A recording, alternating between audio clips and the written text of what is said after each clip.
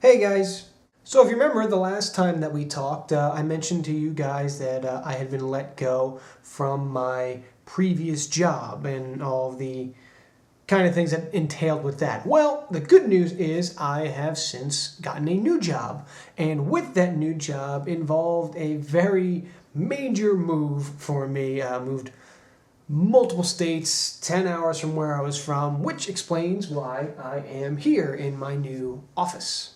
Now, of course, with such a major move, things have gone a little crazy and have gone, a little bit behind schedule. You can tell I haven't even really unpacked my office yet, so haven't really had time to be making videos, much less getting everything set up. Basically, just to kind of fill you guys in a little bit, I was offered, accepted, and started the job within I think an 8 to 10 day span. So this was all really fast and really crazy, but I'm here now, starting to get settled, so that means that videos are going to start to actually happen, which is cool. The big differences for the videos are going to be, obviously I'm in a new place, so I got to kind of figure out where I want to film exactly. It's probably going to be somewhere in this office.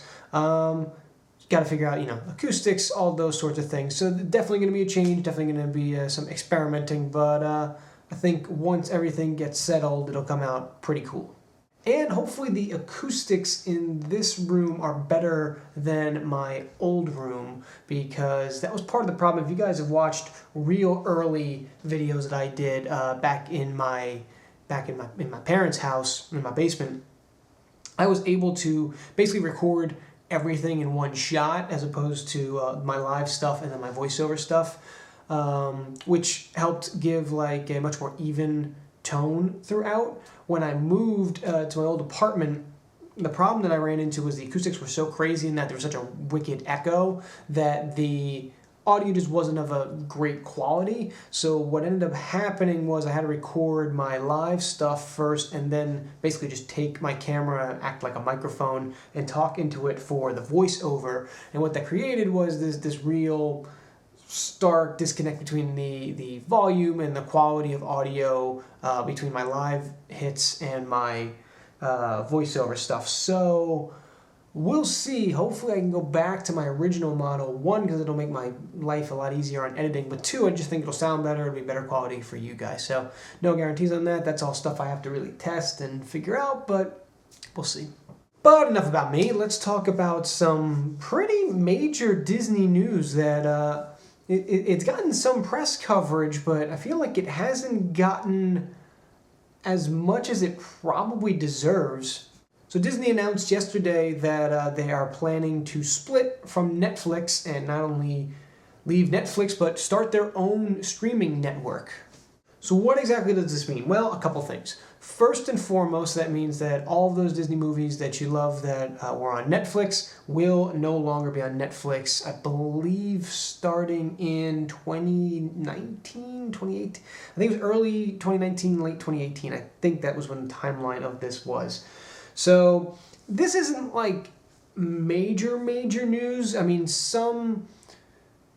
there's still some movies that are on there, but you'll remember a little while ago, Disney actually moved a lot of their bigger named animated films to Hulu, talking about like Mulan, Tarzan, those sorts of movies. Now the new movies were going up on Netflix. So currently you have Zootopia and Moana on there right now. So it is definitely going to be a big deal that they won't continue to put the new movies onto Netflix as of late 2018. But that's not the real big news to me, at least. The major news to me is that they're starting their own streaming network. Not a ton of news yet on this streaming network and what it's going to entail. The only things that I've seen so far is that Disney's planning on making original content for it, as well as putting up their current content, movies and things of that nature. I would assume maybe some Disney Channel stuff is going to go up on there as well. Time will tell on that. There are a bunch of questions, though, that haven't been answered yet because this is so recent, and I'm not even sure if Disney necessarily knows the answers to those questions yet. And some of those questions are they going to be using the streaming service as a distribution method? I don't foresee that for like major releases, because there's just so much money to be made from traditional releases as opposed to releasing something digitally. I think there will be some stuff that gets released digitally. Again, anything made exclusively, and maybe like the old like direct-to-DVD model will be kind of put towards this Disney streaming service. But I think when we're talking about your major releases, I think those are all still going to be pretty traditional. Another big question that's out there that no one has really given the answer to yet is what's the fate of the Marvel and Star Wars franchises when it comes to streaming? Are they going to still be on Netflix?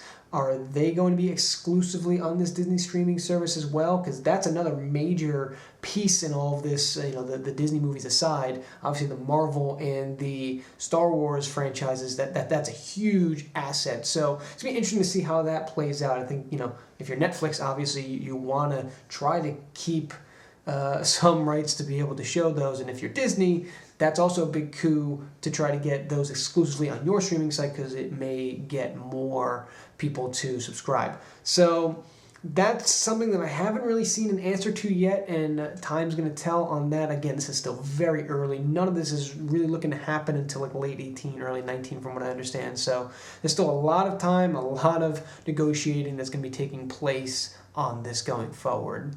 What was interesting to me was the financial ramifications of this in the immediate aftermath. After Disney made the announcement, both Netflix and Disney stock dropped. Netflix stock I kind of understand because people are concerned about what will happen once this Disney streaming service shows up. The Disney stock, I get it, but I don't think that it's going to take a hit. Basically, it dropped because investors look at the risk of starting the streaming network and the costs around it and everything else.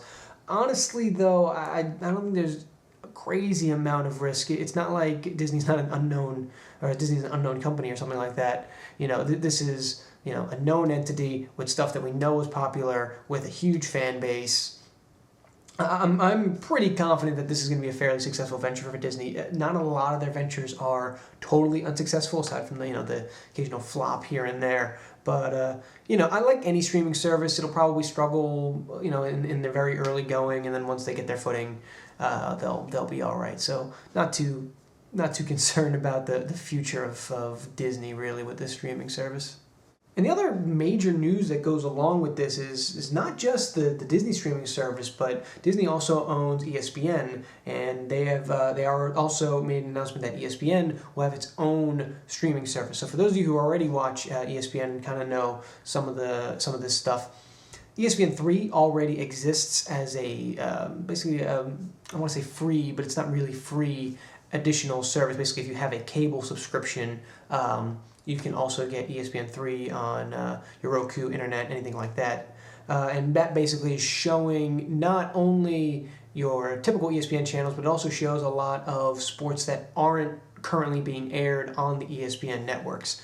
From what it sounds like as of right now, those other sports that aren't currently being aired on ESPN networks, that's what's going to be on this ESPN streaming service.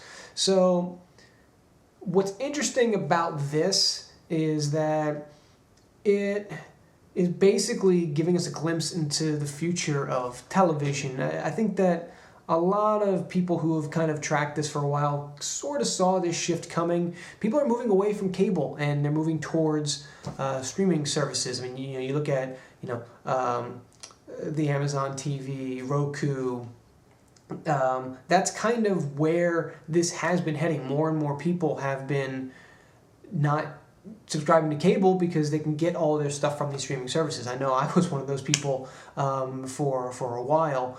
So yeah, it's just, I think Disney's just trying to get ahead of this curve before it really hits. And now that Disney is the one who's making this move to a streaming service, both for their own products and for ESPN, which they own, that could be a real dam breaker when it comes to people cutting the cord on cable and moving towards this more subscription-based television. And it's going to be interesting seeing going forward if subscription-based television is more expensive, less expensive than cable, and kind of how that works. You're moving definitely more towards an a la carte style of television as opposed to getting like packages and bundles through cable.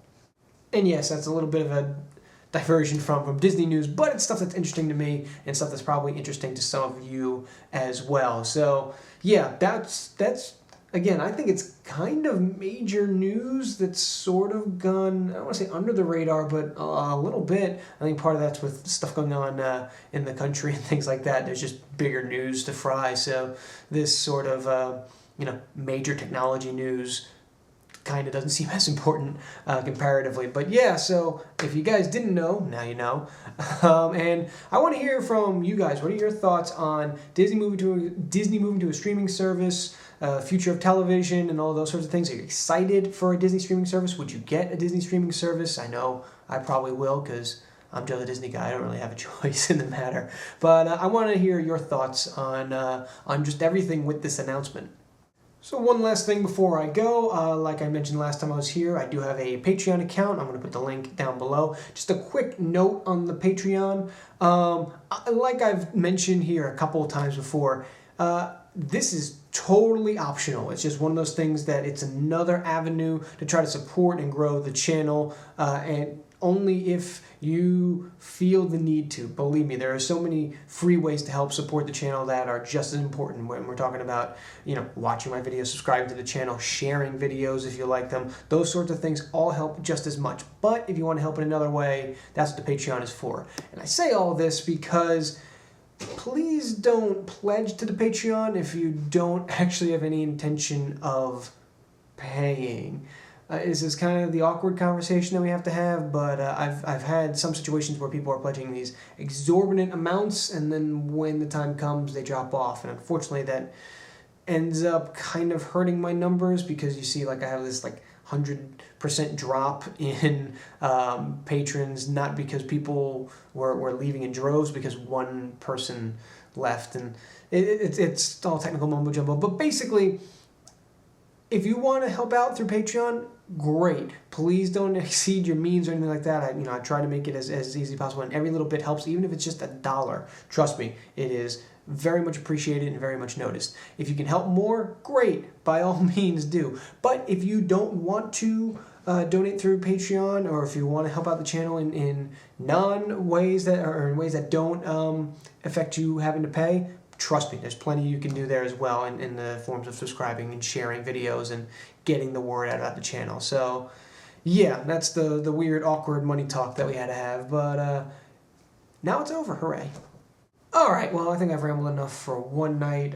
Maybe I'll start to put my office together so that I can actually start to do videos again. And I'm gonna try to get, now that I'm here, a P.O. box, because I have this big open area now, and it'd be cool to have you guys help me fill it with a bunch of stuff. So once all that gets settled, I'll probably release some of that information for you guys. But until then, I'm just going to hope that I can decorate this place myself.